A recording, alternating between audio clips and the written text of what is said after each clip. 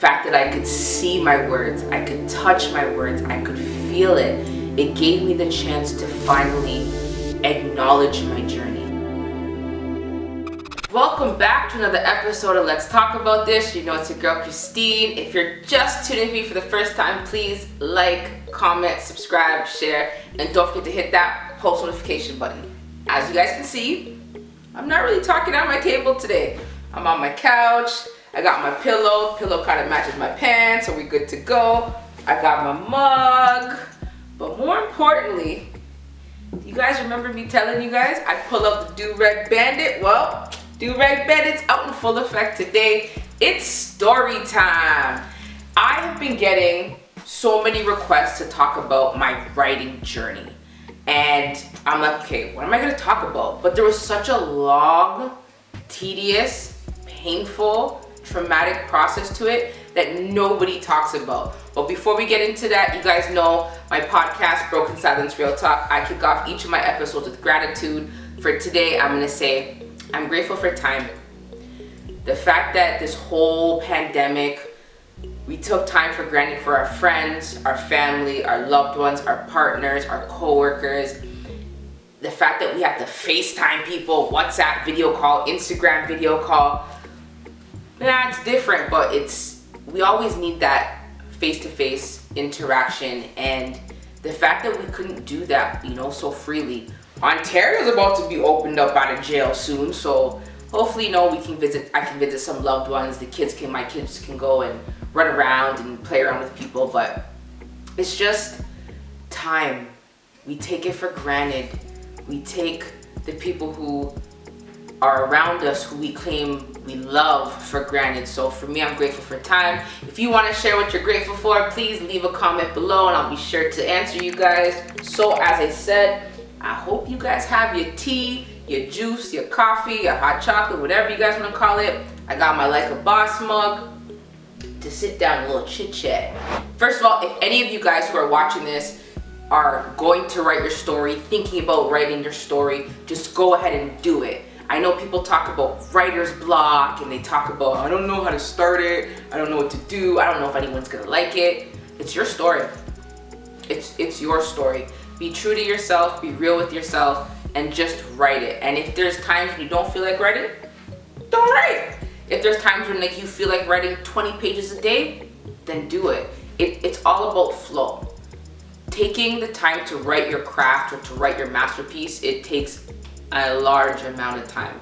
For me, it took me 9.5, 10 years to write my book. Yeah, 9.5, 10 years about that to write my book.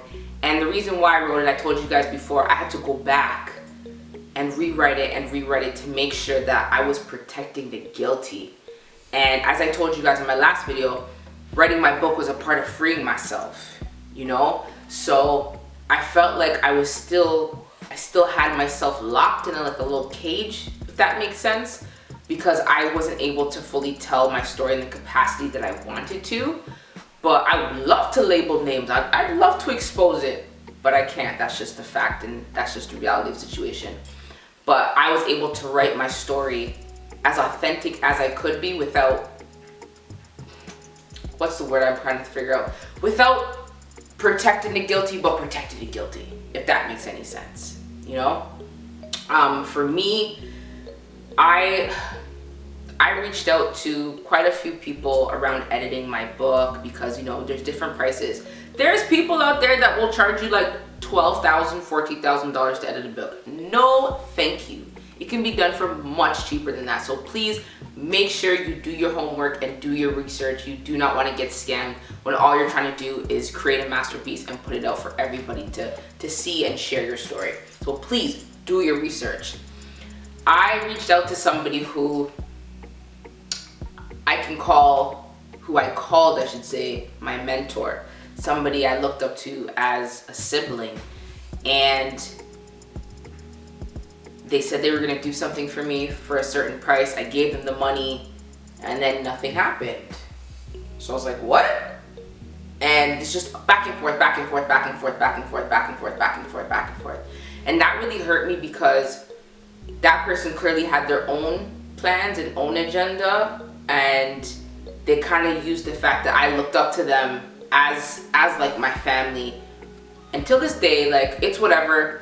Things, I know that everyone's like, it's not whatever when I say that, but I just tend to kind of leave things alone. I'm in such a great space in my life where, you know what, if you want to do me wrong, that's on you, that's not on me. I'm going to continue to do good, and I'm just going to push past it. So that hurt me because the way I looked up to them. And I think, what did I see the other day on Instagram? I think someone put it in their story. They're like, sometimes your mentors are actually your enemies.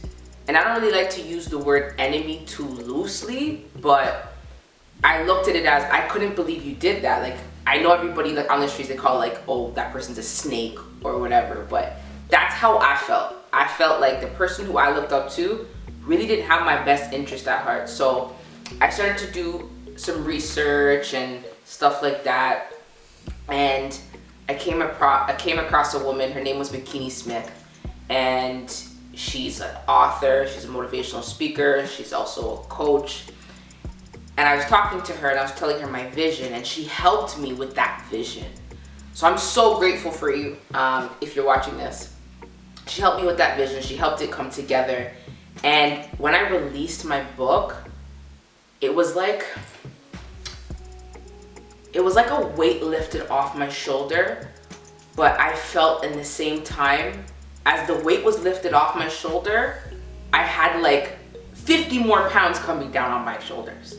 So as the weight of the pain and the trauma and my story that I wanted to get out was released, I entered like this new chapter that just came down like a ton of bricks. And till this day, all my friends are getting at me. They're still getting at me for it. They're like, Christene, you do not like celebrate your accomplishments. Why are you not celebrating? I'm like, well, yeah, COVID, you know, I can't really have like a book release party, a book launch or whatever. They're like, so do something else. And till this very day, I can say that I haven't really celebrated the fact that my book is released. I know that I'm proud of myself, but I haven't been able to take in the whole process. The fact that it took me 10 years, the fact that I had the wrong people around me who weren't motivating me, the fact that I had people who I looked up to that didn't really have my best interest at heart, the fact that I was so scared to release this because it felt like if I released it, that means everything in my life is out there in the open. Because my book is a self-help book and it's a memoir. It's a memoir of my life / self-help book. And to know that it's complete, to know that it's gonna get out there, and to know that all my truths are now known publicly, it was scary for me. Like, I'm sorry, I'm gonna cuddle my pillow.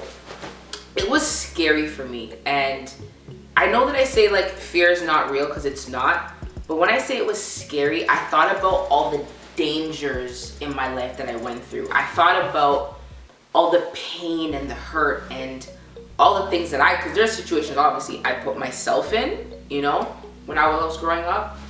And I just didn't know if I was ready for that. I didn't know if I was ready to accept that. I really didn't know. And the fact that so many people came out and they showed me love and support and were clapping for me, it was so overwhelming. It was so freeing. It was peaceful. It was love. It was my journey. I was like, Christene, this is who you are. You're now an international author, and now you're using your voice to help others, because that's the only thing I ever wanted to do. Is I wanted to help others because I didn't feel like I had that person in my life when I was growing up. Don't get me wrong, my brother till this day is like still my best friend, but he didn't really understand. You can't really understand something what you don't go through.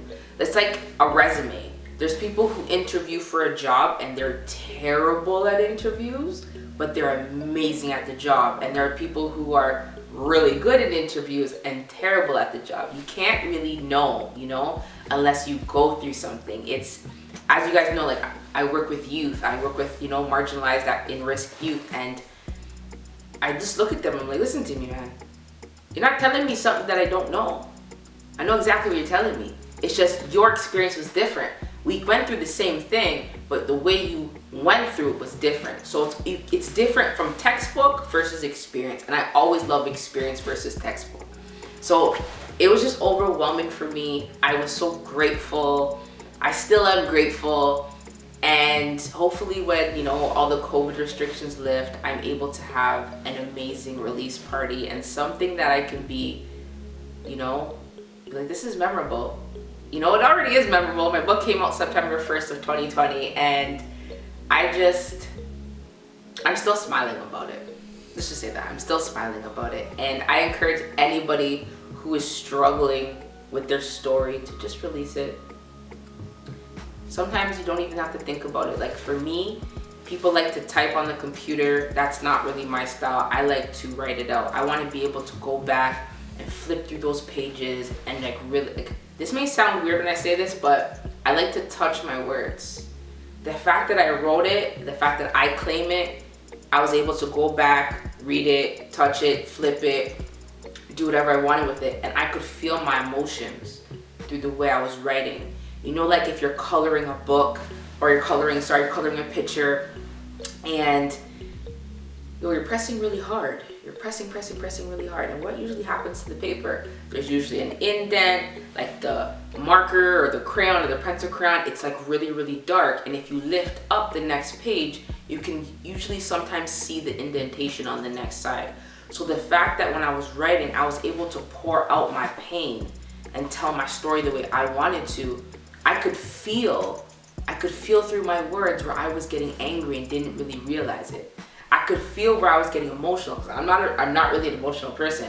I could feel my emotions coming out, and the fact that I'm able to go back and touch my words, it was really impactful for me that I was able to do that. The fact that I could see my words, I could touch my words, I could feel it. It gave me the chance to finally acknowledge my journey, acknowledge my story, acknowledge my pain. And I no longer, I'm holding this pillow to show you guys, but I no longer felt comforted by the wrong individuals in my life. I never felt comfortable with the lies in my life. I freed myself. I'm free.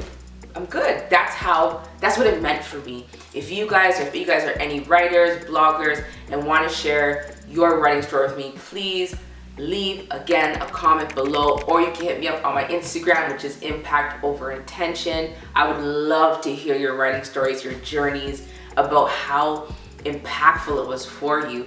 If you guys want to hear more about my story, want to read about it, my book is Hidden Truths, Broken Silence. It's available internationally. Some of the stores are eBay, Walmart.com, Barnes & Noble, Chapters Indigo. Please go grab your copy and stay tuned, because I'll be doing a giveaway. This was another episode. Let's talk about this. Peace and power.